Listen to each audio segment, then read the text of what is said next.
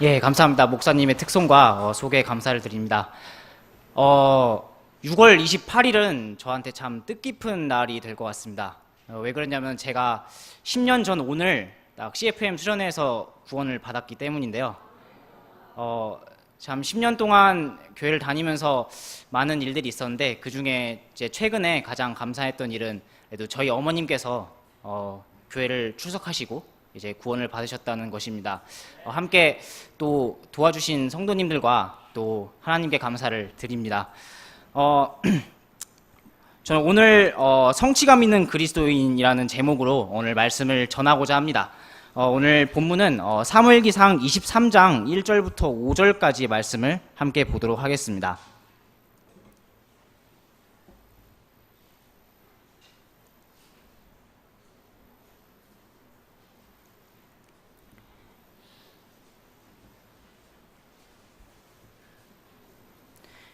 예, 사무엘기상 23장 1절부터 5절까지 말씀 찾으셨으면 이 말씀 제가 받들어 읽도록 하겠습니다.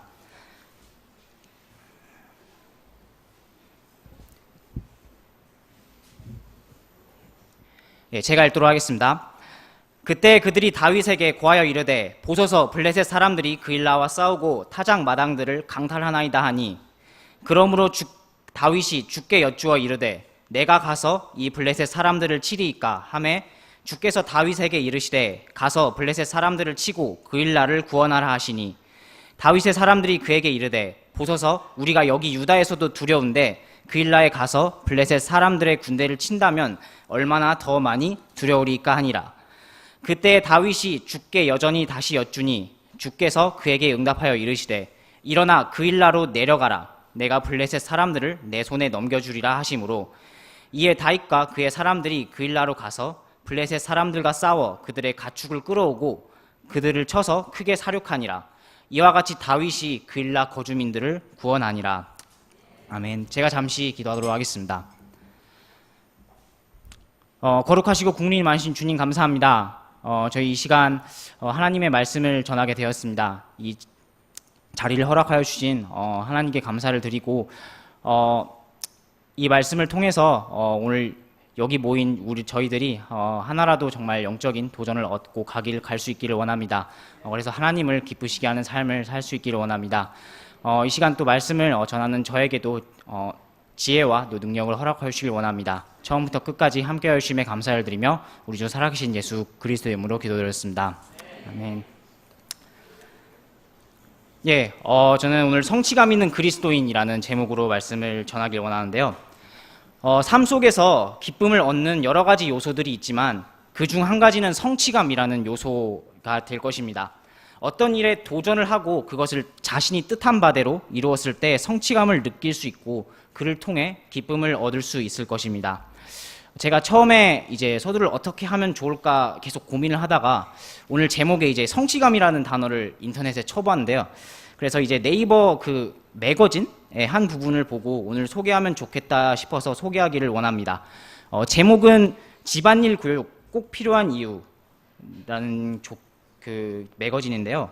그 소제목으로는 어릴 때부터 집안일 함께 하기라는 제목의 이제 네이버 매거진의 한 글입니다. 예, 읽도록 하겠습니다. 유대인 가정에서는 어릴 때부터 아이를 자주 부엌에 들여보내는데 사람이 살아가는 데 있어 먹을 것이 가장 기본이라고 생각해서다. 물론 부모는 미리 위험한 물건을 치워 공간을 안전하게 만들어 놓는다.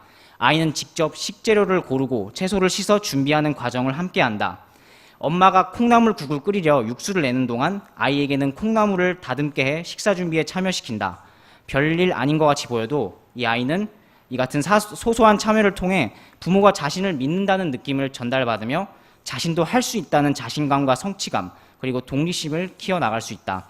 그리고 중요한 것은 아이 자신도 나도 가족의 한 구성원이구나 라는 것을 느낄 수 있다는 것이다. 예, 이상인데요. 저도 이 글을 보면서 한번 제 어린 시절을 생각을 해보았습니다.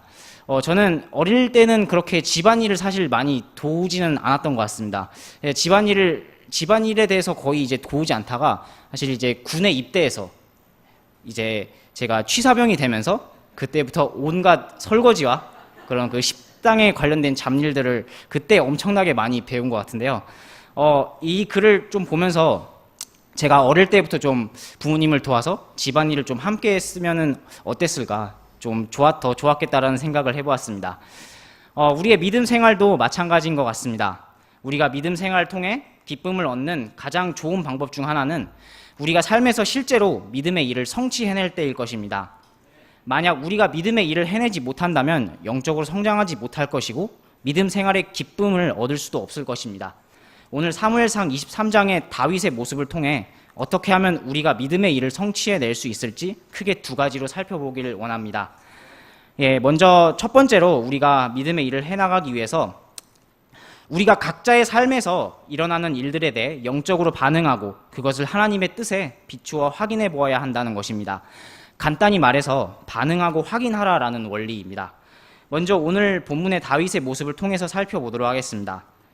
오늘 본문 말씀 1절과 2절 한번 여러분이 읽도록 해보겠습니다. 1절과 2절 한번 읽어보도록 하겠습니다.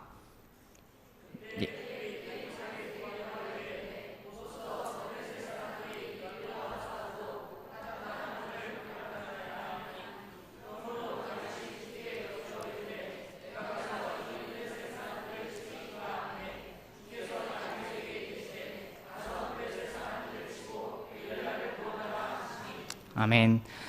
네, 오늘 말씀의 배경을 살펴보면 당시 다윗은 사울 왕의 그 시기와 질투와 핍박을 피해서 사울이 있던 그 왕궁 기브아라는 곳에서 도망쳐 이리저리 떠돌다가 그 사무엘상 앞장의 22장 5절에 보면 하렛수풀이라는 곳에 머물러 있었음을 알 수가 있습니다.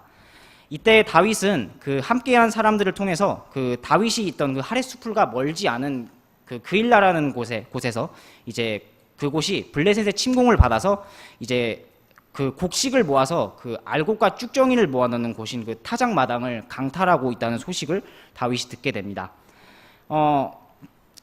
먼저 그래서 그일라라는 곳을 잠깐 또 소개하길 원하는데요. 이 그일라라는 곳은 이스라엘 민족이 가나안 땅을 정복한 후에 그 여호수아의 시대 때 유다 지파에게 배분된 땅이라고 합니다. 그리고 이제 그 이후에 사울 왕이 다스리고 있었던 때에서 그 그일라는 이스라엘의 그 서쪽 부분에 자리 잡고 있던 블레셋과 아주 가까운 접경 지역이었습니다. 그래서 사울 왕이 이스라엘 다스리기 이전 사사시대 때부터 이 이스라엘과 블레셋은 본격적으로 이 적대적인 관계를 형성해서 계속 싸움을 벌여왔기 때문에 이 블레셋과 가까이 위치한 그일라라는 곳이 블레셋의 공격을 받기 쉬웠던 것이라고 할 수 있습니다. 오늘날로 치면은 그러니까 우리나라의 문산시나 파주시 그 정도가 될 것 같습니다.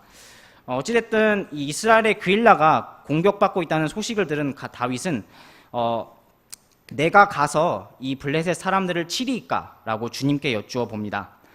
그리고 주님께서 다윗의 그 물음에 그렇게 하여 블레셋을 치고 그일라를 구원하라 라고 말씀을 하십니다. 다윗은 이제 자신도 이 사울 왕의 핍박을 피해서 피신해 있는 상태였지만 블레셋의 공격을 받은 그일라의 어려운 사정을 듣고 반응하지 않을 수 없었습니다. 그일라가 공격받고 있다는 소식을 듣자 그곳에 사는 사람들을 그 불쌍히 여기는 마음을 갖게 되었을 것입니다. 그리고 다윗은 전부터 이스라엘 민족을 향해 긍휼히 여기는 마음을 또 갖고 있었을 것입니다. 또 이제 그 앞에 사무엘기상 17장에서 알 수 있듯이 그 골리앗과 싸우는 장면을 통해서 알 수 있듯이 이스라엘 민족을 하나님께서 인도해 주시고 보호해 주신다는 확신을 이미 다윗이 가지고 있었다는 것을 그 말씀을 통해 알 수가 있습니다. 그래서 다윗은 그 그일라의 소식을 들은 후 반응을 하였습니다. 그리고 다윗은 그렇게 반응을 한 뒤 그 반응이 정말 하나님께서 원하시는 것인지를 내가 가서 블레셋 사람들을 치리까? 라고 하면서 하나님께 여쭤보는 것을 알 수가 있습니다. 그리고 하나님께서 다윗의 그 반응대로 블레셋 사람들을 치고 너가 그일라를 구원하라 라고 응답을 하시는 것을 알 수가 있습니다. 만약 다윗이 그일라의 소식을 듣고도 반응을 하지 않았다면, 그리고 이후에 주님의 뜻을 구하지도 않았다면 그일라는 아마 블레셋의 침공을 받아서 그 공격을 막을 수 없었을 것이고 많은 양의 곡식을 강탈당했을 것입니다. 이런 다윗처럼 우리 또 이제 우리의 삶에서 일어나는 일들에 반응을 해야 합니다. 그렇지만 이제 또 단순한 반응이 아니라 영적인 반응이 있어야 하는데요. 사실 저도 개인적으로 이 말씀을 보면서 많이 반성이 되었습니다. 사실 제가 가지고 있는 이런 좀 약간 아시는 분들은 아시겠지만 좀 약간 방어적이고 약간 그런 방어적인 기질이나 그런 성향 때문에 어떤 일을 하거나 어떤 일을 들었을 때 그에 대해 반응하지 않고, 그러니까 소위 말해서 멍 때린다라고 하죠. 그냥 그런가 보다라고 반응하지 않고 지나가는 그런 일들이 많이 있었음을 제가 또 생각을 해보고 이 말씀을 통해 자백을 하게 되었습니다. 우리가 삶의 어떤 순간들마다 영적으로 반응하려면 그에 합당한 준비가 되어 있어야 할 것입니다. 만약 우리가 평상시 삶에서 아무런 준비가 되어 있지 않다면 우리는 영적으로 반응을 할 수가 없을 것입니다. 디모데전서 6장 11절에는 이렇게 말씀을 하고 있습니다. 그러나 오 하나님의 사람아, 너는 이것들을 피하고 의와 하나님의 성품과 믿음과 사랑과 인내와 온유를 추구하라 라고 말씀하고 있습니다. 이 말씀처럼 예수 그리스도를 마음에 모셔드린 저희는 하나님의 성품을 갖추어 나가야 합니다. 우리의 삶에서 나올 수 있는 그런 영적인 반응들은 여러 가지가 있을 것입니다. 오늘 본문의 다윗처럼 그 주변의 이 사람들을 주변의 사람들에 대해서 불쌍히 여기는 그런 긍휼의 마음을 가질 수도 있고, 또 세상의 악한 것들이나 죄에서 분리되고자 하는 그런 거룩함을 가질 수도 있고, 또 이제 불의를 보고 참지 못하는 의로움일 수도 있고, 또 우리의 욕심에 대한 절제나 그런 인내일 수도 있습니다. 이렇게 우리가 하나님의 성품을 추구해 나간다면 우리가 매 순간 살면서 일어나는 일들을 그냥 지나치지 않고 점점 더 우리가 영적으로 반응하고 그렇게 반응하면서 하나님 앞에 나아올 수 있을 것입니다. 하지만 우리가 삶에서 일어나는 그런 일들에 대해서 반응만 하는 것으로 이제 그쳐서는 안 될 것입니다. 우리의 그런 반응이 정말 하나님께서도 원하시는 것인가 한번 확인해 볼 필요가 있다는 것입니다. 우리의 반응이 과연 하나님의 뜻과 일치하는지 맞추어 보아야 합니다. 2절 말씀에서 다윗이 주님께 여쭈어 보았던 것처럼 말이죠. 때로는 우리의 삶에서 나오는 반응이 육신적인 반응일 수도 있고, 그게 의도치는 않지만 육신적인 반응일 수도 있고, 또 때로는 우리의 반응이 마치 영적인 것처럼 보이지만 그렇지 않을 수도 있습니다. 그 예를 좀 들면은 사울 왕이 전쟁을 치르기 전에 번제 업무를 드리기 위해 대언자 사무엘을 이제 기다렸으나 사무엘이 오지 않자 사무엘을 통하지 않고 자신이 직접 하나님께 번제 업무를 드립니다. 이것을 하나님께서는 매우 기뻐하지 않으십니다.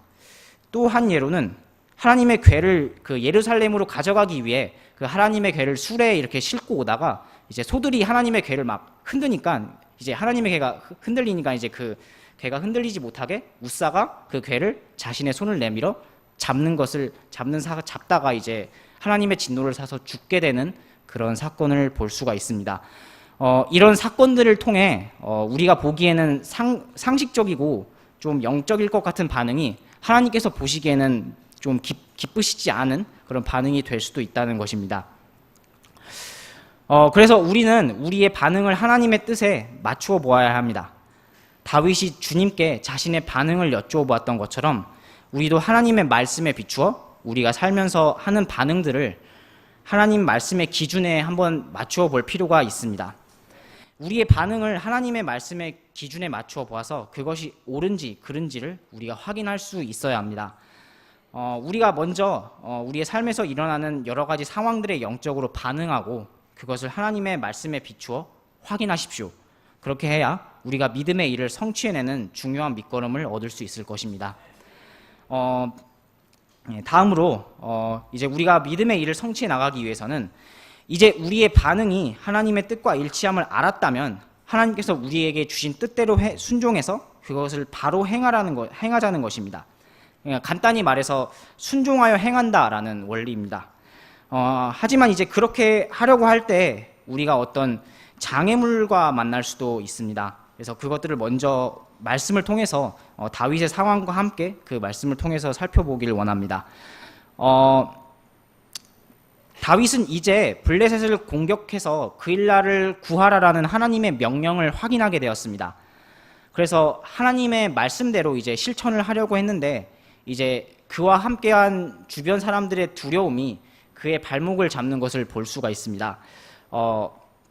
오늘 말씀 3절을 한번 같이 읽어보도록 하겠습니다. 오늘 말씀 3절입니다. 다윗의 사람들이 그에게 이르되 보소서 우리가 여기 유다에서도 두려운데 그일라에 가서 블레셋 사람들의 군대를 친다면 얼마나 더 많이 두려우니까 하니라. 아멘. 다윗과 함께한 사람들은 그 그일라로 가는 것이 두려웠다는 것을 알 수가 있습니다. 지금 다윗과 그와 함께한 사람들은 그 사울 왕의 핍박을 피해 제가 아까도 말씀드렸듯이 이리저리 떠돌고 있었습니다. 물론 하나님께서 다윗을 부르시고 그를 왕으로 기름을 이미 부으셨지만 아직 이스라엘의 왕은 사울 왕이었습니다. 다윗이 이제 골리앗을 쓰러뜨린 이후에 사울 왕이 자신보다 백성들의 신망을 다윗이 더 많이 받고 있어서 다윗을 이제 더 시기하게 되는 그런 장면들이 이 앞장에서 계속 나오게 되는데요. 그래서 계속해서 사울 왕은 다윗을 죽이려고 여러 차례 시도를 하였고, 또 이런 핍박에 다윗은 이제 사울 왕이 있던 그런 기브아라는 곳에서 빠져나와서 여러 곳을 떠돌며 그런 떠돌이 생활을 하게 됩니다. 그래서 결국에는 기브아에서 남쪽으로 조금 떨어져 있는 아까 말씀드렸다시피 하레수풀이라는 곳에 머무르게 된 것입니다. 이렇게 어떻게 보면은 이제 다윗의 입장이 아니라 사울 왕의 입장에서 보면은 다윗은 반역자였습니다. 사울 왕의 마음에 들지 않는 반역자였습니다. 사울은 그래서 계속 다윗을 죽이려고 혈안이 되어 있었습니다. 이런 상황을 알고 있는 다윗의 사람들은 블레셋의 공격을 막기 위해 그일라로 내려갔다가 잘못하면 사울 왕에게 빌미를 제공해서 오히려 다윗과 함께한 자신들이 죽임을 당할 수도 있다고 느꼈을 것 같습니다. 그래서 3절 말씀에서 여기 유다에서도 두렵다라고 말하고 있는 이유가 될 것입니다. 그리고 이제 실제로 싸워야 하는 다윗이 그일라로 가서 싸워야 하는 블레셋 군대와 비교해 봐도 다윗과 함께한 사람들은 실제 전투력에서 초라했다는 것을 알 수가 있습니다. 사무엘상 22장 2절에서 이렇게 말씀하고 있는데요. 제가 읽도록 하겠습니다. 고난 중에 있던 모든 자와 빚진 모든 자와 불만이 있던 모든 자가 그에게로 모였고 그는 그들을 다스리는 대장이 되었더라. 거기에는 그와 함께한 400명 가량의 사람이 있더라. 이 말씀처럼 지금 다윗과 함께한 400명 가량의 사람들은 그럼 모든 사람들이 대부분의 사람들이 어려운 환경이나 불만이 있는 사람들이었다는 것을 알 수가 있습니다. 물론 다윗은 골리앗을 이긴 적이 있는 용사였지만 과연 다윗과 함께한 사람들 중에 전문적으로 군사훈련을 받은 사람이 과연 몇이나 되었는지 의문이 듭니다. 그래서 물론 이제 이 말씀에는 자세히 나와 있지 않지만 실제로 이 모인 400명 중에 실제로 전쟁을 하고 블레셋과 싸울 수 있는 사람이 몇 명이나 되었을까? 아마 좀 더 적었을 거다라고 생각이 듭니다. 하지만 이제 블레셋의 군대를 생각해 볼 때는 어느 정도 잘 조련된 군사였을 겁니다. 블레셋 사람들은 이미 예전부터 철을 다룰 줄 알았다는 것과 사무엘상 17장에서 나오는 골리앗의 모습, 마치 이제 오늘날로 치면 아이언맨과 같은 모습, 놋과 새로 무장한 그런 아이언맨과 같은 모습을 볼 때 이제 블레셋 군사들도 그와 같이 잘 훈련되고 좋은 장비를 가지고 있는 군사들이 있었다라는 것을 생각해 볼 수가 있습니다.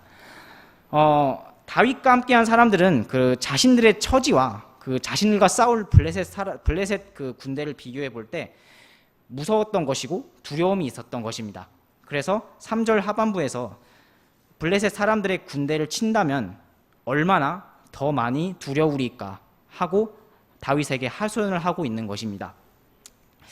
이렇게 다윗이 처한 상황과 다윗이 가지고 있는 것으로 이제 그일라를 구한다라는 것은 어려운 일일 것이었습니다. 하지만 다윗은 이런 주변 사람들의 두려움에 굴하지 않고 오늘 본문의 4절 말씀처럼 다시 한번 주님의 뜻을 구합니다. 그리고 주님께서 다시 한번 그일라로 내려가라 라고 말씀을 하시고 반드시 너가 블레셋 사람들을 이길 것이다 라고 약속을 해주십니다. 우리의 생각으로는 하나님께서 두려움에 떨고 있는 다윗의 사람들을 좀 이렇게 좀 부드럽게 좀 더 위로해 주시면서 이렇게 말씀을 해주시면 좀 더 좋을 것 같은데 주님께서는 그렇게 말씀하지 않으시고 다시 한번 이제 주님의 뜻을 구하는 다윗에게 변함없이 그대로 블레셋 사람들을 너희에게 넘겨줄 테니 그일라로 내려가라 라고 말씀을 하십니다. 이런 주님의 변함없는 약속의 말씀에 다윗과 그의 사람들은 드디어 순종을 해서 그일라로 내려가게 됩니다. 그렇게 가서 주님께서 약속하신 대로 블레셋 사람들을 이기고 그일라를 구해내는 데 성공하는 것을 볼 수가 있습니다. 우리도 하나님의 뜻을 알고 그것을 실천하고자 할 때 장애물이 있을 수 있습니다. 그것이 오늘 말씀처럼 어떤 두려움일 수도 있고 우리 자신의 욕심이나 이기심이나 게으름일 수도 있고 우리 주변의 환경이나 그 인간관계에서 오는 문제일 수도 있습니다. 하지만 우리가 믿음의 일을 성취해 나갈 때 이런 장애물들에 또 부딪힐 수가 있는데 우리가 이런 장애물들을 극복을 하질 못한다면 믿음의 일을 성취해 나갈 수 없을 것입니다. 그래서 우리가 가지고 있는 장애물들을 넘어서기 위해서 때로는 다윗이 행했던 것처럼 어떤 추진력이 필요하다라고 생각을 해봤습니다. 이것은 그냥 추진력이 아니라 하나님의 약속에 근거한 추진력이 되겠습니다. 주변 사람의 두려움이 있지만 하나님의 약속을 들은 후에 그것은 그 다윗은 이것을 굳게 믿고 주변 사람들과의 두려움과는 상관없이 하나님의 일을 추진해서 블레셋과 싸우는 모습을 볼 수가 있습니다. 그 모든 경우에서 다 그런 것은 아니지만 우리가 이제 믿음의 일이나 어떤 사역을 성취해 나가는 데 있어서 하나님의 뜻이 이미 정확하게 분별이 다 되어 있다면 지체 없이 일을 바로바로 추진을 해 나갈 필요가 있습니다.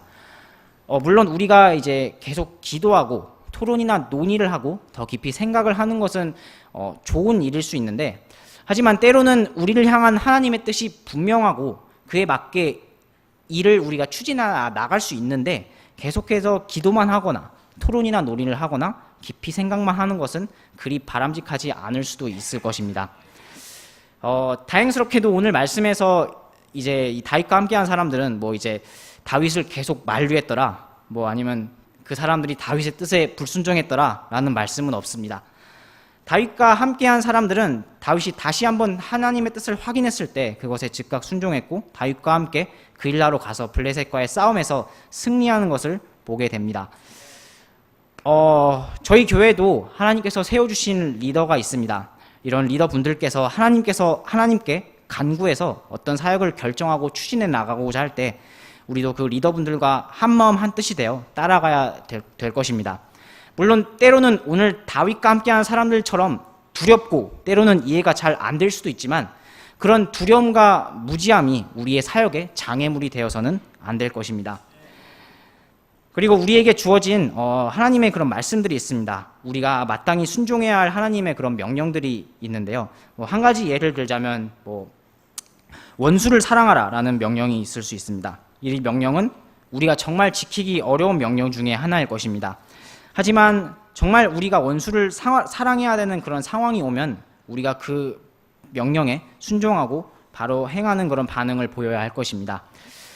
이렇게 하나님의 뜻을 제대로 알게 되었으면 설령 어떤 장애물이 있다 할지라도 그것을 우리가 극복을 하고 하나님께서 말씀하신 대로 그것에 순종해서 우리가 즉시 그것을 행해서 믿음의 일을 성취하는 저와 여러분들이 되시기를 바랍니다. 마무리하면서 제가 한 가지 이야기를 하고 예를 들고 마치도록 하겠는데요. 저도 이제 운동을 좋아하는 편이라서 이제 운동을 하면서 이제 어떤 사람들의 이야기를 이제 주변 사람들의 조언을 많이 듣게 되면은 이런 얘기를 제가 종종 듣습니다. 한 가지 예를 들면은 팔굽혀펴기를 한다고 치면은 이제 팔굽혀펴기를 할 때 어떤 일정 양의 한계를 딱 이렇게 정해놓고 이제 그 한계대로 처음에는 그 한계대로만 하다가 계속해서 그것들을 하나씩 둘씩 늘려나가는 겁니다. 물론 정말 그 한계에 도달했을 때는 하기 힘들지만 정말 항상 그래서 그 주변에서 이제 그 어떤 미디어나 주변의 사람들을 통해서 이제 그런 것들을 이제 들을 때 조언을 받을 때 이 정말 한계에 다다랐을 때 한 번 더, 두 번 더, 세 번 더 할 때 당신의 그 능력이 운동한 만큼의 능력이 늘어날 것이다라는 얘기를 많이 듣고 그 이제 도전을 받고 이제 운동을 많이 하기도 합니다. 그래서 이런 것처럼 우리가 가진 어떤 능력 안에서만 어떤 일을 하고 그렇게 과업을 수행하고자 한다면 우리에게는 어떤 발전이 없을 것입니다. 우리가 그래서 영적으로 성장하고 또 발전을 하려면 때로는 우리가 그것을 해낼 수 없을 것 같을지라도 우리가 어떤 일에 도전을 해야 합니다. 그래서 그것을 통해 영적인 성장과 발전을 얻어야 할 것입니다.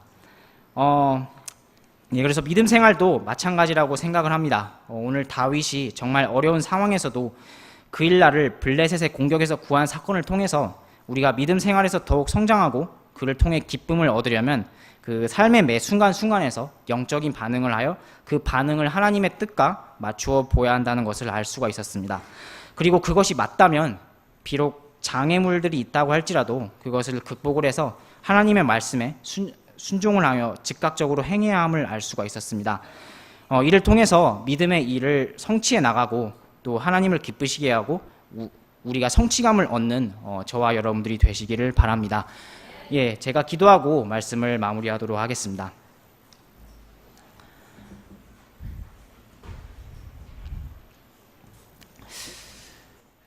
좋으신 주님 감사합니다. 저희가 이렇게 저희를 구원하여 주시고 예수님의 보혈로 자녀 삼아 주시고 이렇게 한 자리에 모여 예배를 드릴 수 있게 허락하심에 감사를 드립니다. 오늘 말씀을 통해서 먼저는 제 자신을 많이 돌아보게 되었습니다. 제 자신이 어떤 점이 부족하고 또 어떤 점을 통해서 믿음의 도전을 성취해 나가야 될지 다시 한번 생각을 해보았습니다. 제가 이렇게 말씀을 묵상하고 정말 이 성도들에게 나누었던 것처럼 저희가 정말 믿음의 도전을 하고 또 그 믿음의 도전을 통해서 영적인 성취감을 얻고 또 영적으로 성장하는 저희가 될 수 있도록 주님 인도해 주시길 원합니다. 이후의 시간도 함께하여 주셔서 감사드리며 우리 주 살아계신 예수 그리스도의 이름으로 기도드렸습니다.